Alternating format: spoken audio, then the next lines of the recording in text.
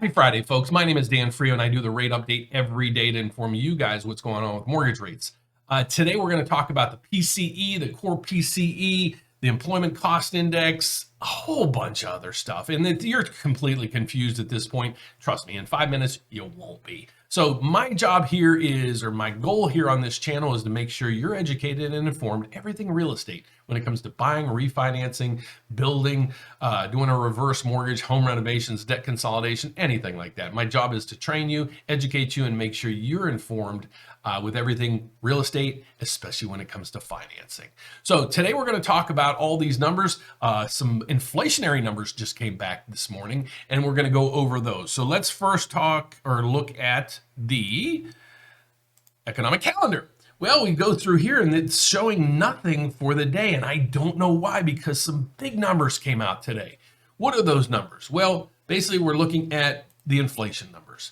All right, so what we saw, U.S. inflation rate surged to 6.6%. PCE index shows. What is the PCE? Let's explain that first. So the PCE is the personal consumption expenditures, measures consumer spending for a period of time. PCEs are one measure that is reported by the Bureau of Economics, along with personal income and PCE price indexes in the personal income and outlay report. PCE includes how much is spent on durable and non-durable goods. And the big reason why we follow this is the PCE price index is the method preferred by the Federal Reserve. So let's go back and look at these numbers. We see here that the numbers, the Federal Reserve's preferred measure rose 0.9%. Well, you're just going to say, well, it just went up 6.6. Well, this is in March, just March alone for 1 month. The increase largely stemmed from a surge in cost of gas. There shows signs of intense price pressures could be starting to ease on the Russian-Ukraine war and a whole bunch of other things in regards to oil.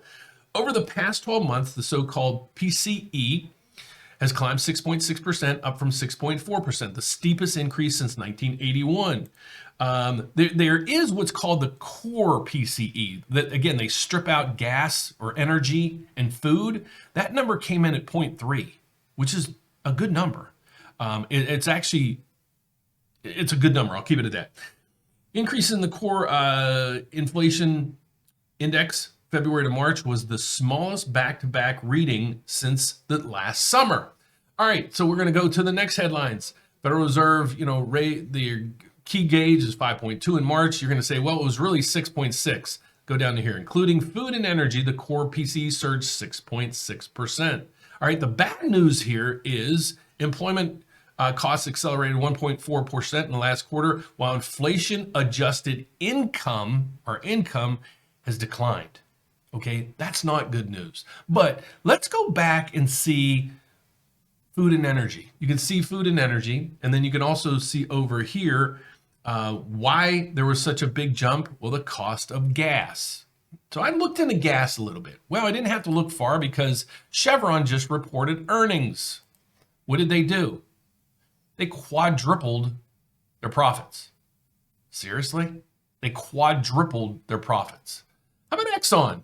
Well, Exxon's earnings came in at $5.5 billion during the first quarter, up from $2.7 billion, same period 2021.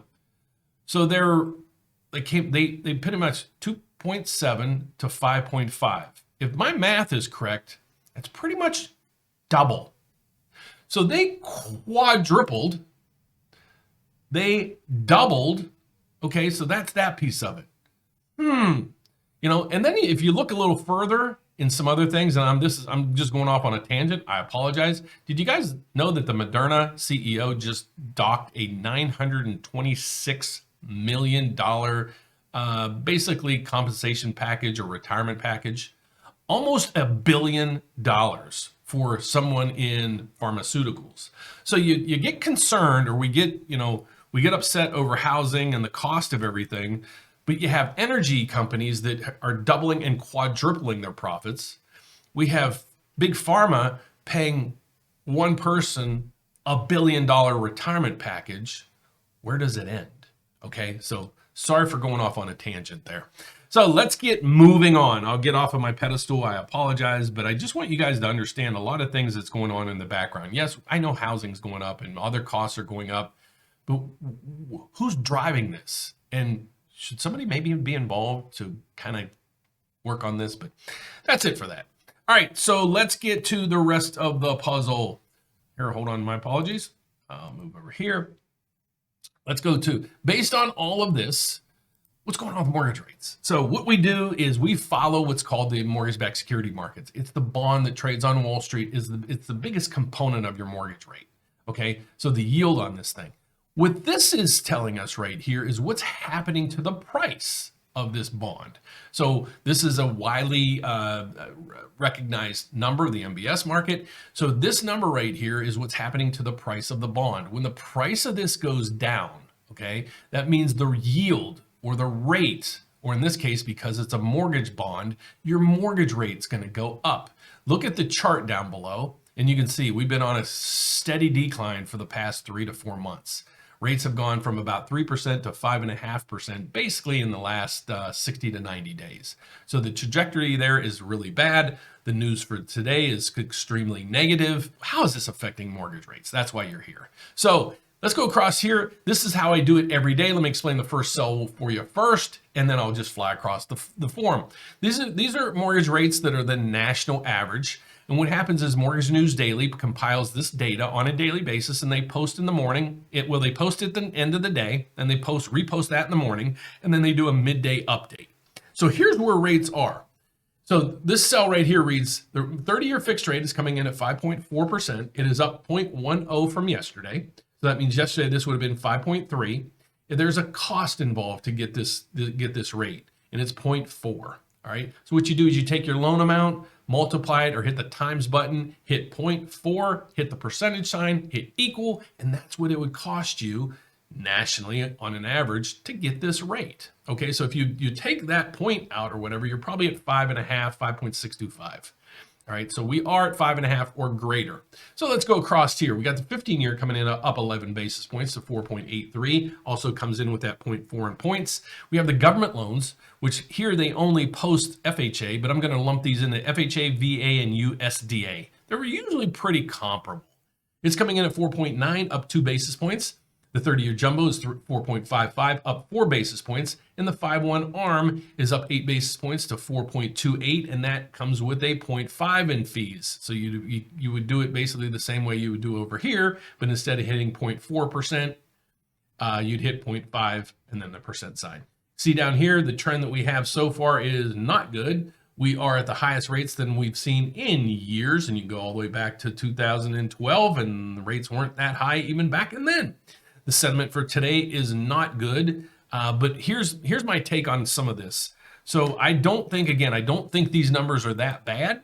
I think we're probably going to have a little bit of adjustment later this afternoon, but because of how we opened today, we're probably going to see rates go up about 0.25%, between 1/8 and 1/4% today only. So if you're out there and you're building a house and need a lock, an extended lock, let us know. If you're in the market now, you're like, okay, we're going to buy. We can lock you in today while you shop for a house. And all you need to do is call in and we'll explain how that works. But you lock in at today's rates, and some programs will allow you up to 3 months, others up to 6 months to find a house and buy. So just think, if you waited from yesterday to today and rates went up 10 or 15 or 25 basis points, you could have got 0.25% lower rate by locking in yesterday than you could have today. So what's it going to be 30, 60, 90 days from now? Don't know. So that's why if you're looking for that, or if you're looking to refinance or reverse mortgage, debt consolidation loan, renovation loans, please call us. We'd love to help. How do you reach us? Right up here. You can give us a call.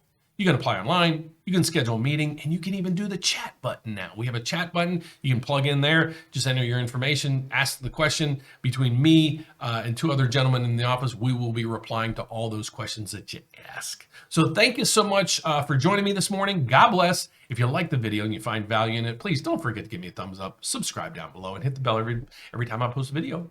You'll get an alert. I'll see you at lunchtime, guys, with a midday report. Take care. Thanks for watching. Bye-bye.